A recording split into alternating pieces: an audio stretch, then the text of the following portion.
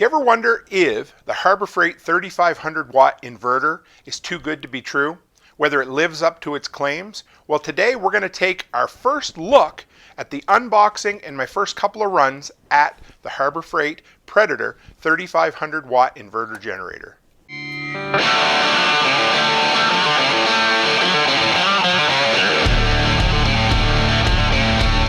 Hey guys, Toolman Tim here. Welcome back to the workshop where we create community, find freedom, promote preparedness, and share success. Back with another gear review for you. Real quick, you want to know more about what I'm up to and what I do? ToolmanTim.co. That's the easiest place to go to find everything out. All right, so the video you have been waiting for. My first thoughts on the Harbor Freight Predator 3500 watt inverter generator. That's a mouthful. We'll try not to say that too many times. Let's give you a breakdown of the specs on this thing. Some of the cool features I hadn't seen in other generators. We'll show you some up-close footage of the generator. We'll even let you hear it run, see what you think.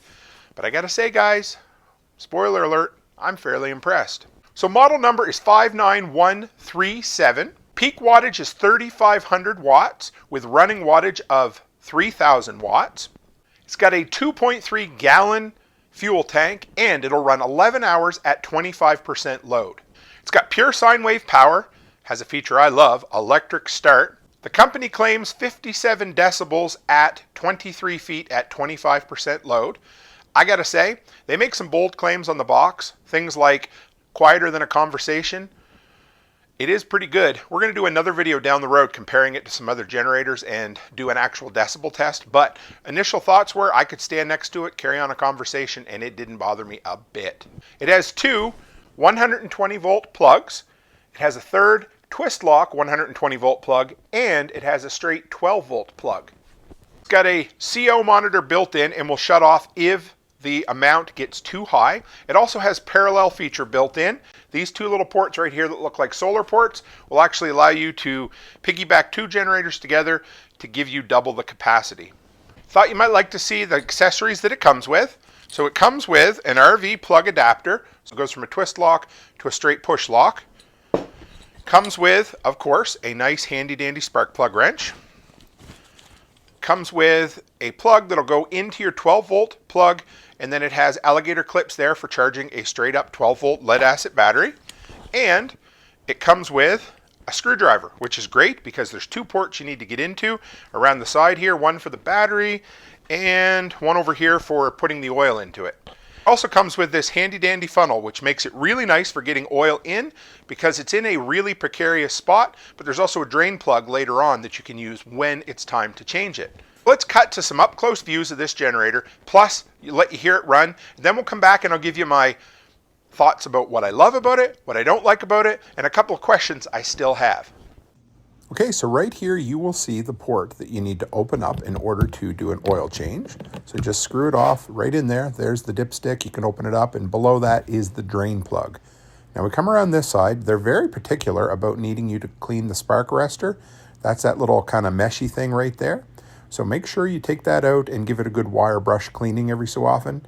There's the specs. You want to read those. You can pause on that, get in a little closer just so you know what we're dealing with.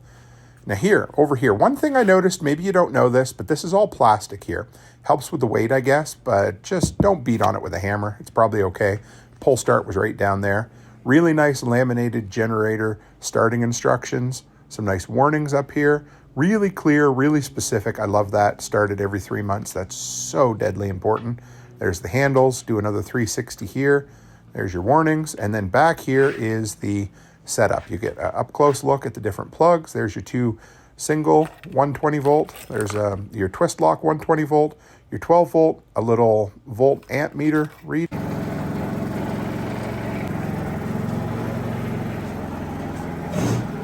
What do I like about this generator? Well, it's hard not to like things about it.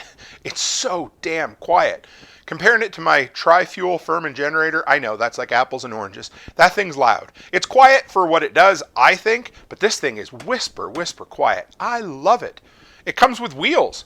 The wheels might not be much, but at least it comes with wheels. It has this really cool lock and unlock feature on the wheels, so if you're on, level ground and you don't want it to vibrate away, you lock the wheels and it stays just like that. It can be lifted by one person. It's heavy, but it's doable. It's a really nice laminated sticker for the starting procedure on the top. It starts so damn easy that I accidentally started it the first time. I always love to get the first start on camera, and I thought I was just flicking the on switch on, and it was the start. As soon as I heard it go whoop like that, it started. So it really starts easy. So what don't I love about the generator to get started? Well, first off, it only has a 90-day warranty. To me, come on, Harbor Freight, stand behind it a little bit better. It does have a 2-year warranty on the exhaust and that kind of stuff, but the actual generator, come on, 3 months? That's what I kind of chuckled. Run 15 to 20 minutes every 3 months or you void your warranty. Well, you only got 3 months worth of warranty anyway, but just make sure you do it. It's a smart thing to do. What else? The wheels, they're not very big. In the reviews, I read from some people that they will roll over grass pretty easily. They're not going to roll over gravel or anything like that. So you really want to have it in a spot where you can run it, roll it, or have 2 guys to carry it, because 1 guy doesn't want to be carrying this for very long. It's quite short, so it would be nice to have a handle to push it around. Maybe that's just the old man in me complaining, but you got to bend over and push it a little bit. It's not the end of the world. It rolls really nice, but a nice handle would be good as an added option. Maybe that is something you can get. One more nitpicky thing that I didn't like, it didn't come with oil.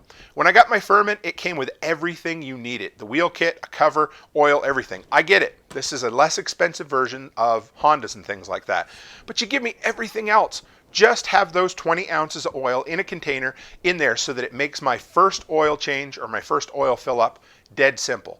Even if you got to add a couple of bucks to the cost, put that oil in there for me. Maybe it's a shipping issue, I don't know, but I would love to have the oil. Everything else is there. One other thing I love that Harbor Freight does about their tools, I think it's ballsy. They compare their products, like the Predator generators, with comparable products on the market. This one, they compare with the Honda EU3000i and a bunch of other letters after it.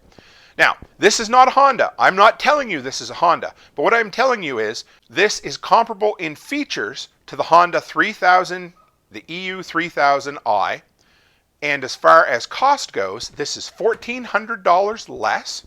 Now, it comes with wheels. The Honda does not come with wheels. This is peak watts of 3,500, running watts of 3,000. Now, I thought that 500 was not a very big margin, but I looked at the Honda. Honda's peak 3,000 and running at 2,800, so there's only a 200 watt margin there. The weight, this thing weighs 30 pounds less than the Honda. Now, without any fuel in it at all, it weighs about 104 pounds. So it is manageable for 1 guy to lift and get up into place, but I wouldn't want to be lifting it all the time. 2 things that they're kind of related that I haven't quite figured out with this yet. Obviously, I'm going to do some follow-up videos on this after I put it through some more of its paces, run it for a while. You guys love the generator videos. I love doing the generator videos. But 2 things. Number 1, I may need to do a modification because the battery fits kind of tight. I love to have a permanent trickle charger installed. I think I'm going to have to drill a hole or find some way to fish the wires out through in order to do that. Now, that's issue number 1. Issue number 2, does this charge the battery when it's running? I searched all the keywords through the manual, could not find where it specifically says that. I was able to find some reviews online by users who have said, yes, it does. But without finding it strictly in the manual, I don't know yet. So I'm going to send an email to Harbor Freight and ask if you guys have any other questions you want to know specifically about this, throw them in the comments because I'm always looking to do follow-up videos. I love talking about generators, and you guys seem to really like listening to me talk about generators, so I appreciate that. So that's it for this week, guys. I was so excited to finally get the time to open this up, run it, test it out just a bit, and go from there. So if you want to see more generator videos, tool review videos, gear review videos, and of course the workshop podcast 3 times a week, hit that subscribe button, stick around. If you're looking for a way to support what I do and you like patches, check out the Patch of the Month Club. I have 2x3 patches you get every single month. They're usually politically incorrect, kind of funny, maybe humorous, who knows. But if you're looking, go to patchofthemonth.co, $10 a month, $100 a year, value for value exchange. If you think I do a good job putting out this content and you want to reward me and you want to get something in return, subscribe. Anyway, guys, that's it for me this week. So, as always, stay happy, stay healthy, and have a great week.